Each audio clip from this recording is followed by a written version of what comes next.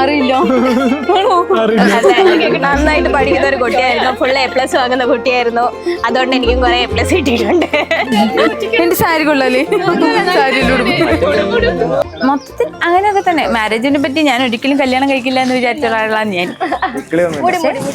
പ്രായത്തിന്റെ സമ്മർദ്ദം, വീട്ടുകാരുടെ സമ്മർദ്ദം പോലെ ഞാൻ കല്യാണം കഴിക്കാൻ തീരുമാനിച്ചു.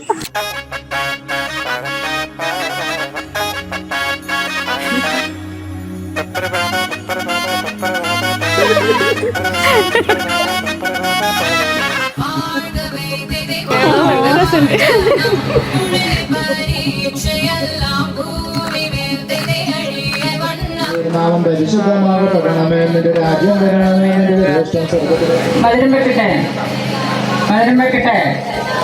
വെക്കട്ടെ.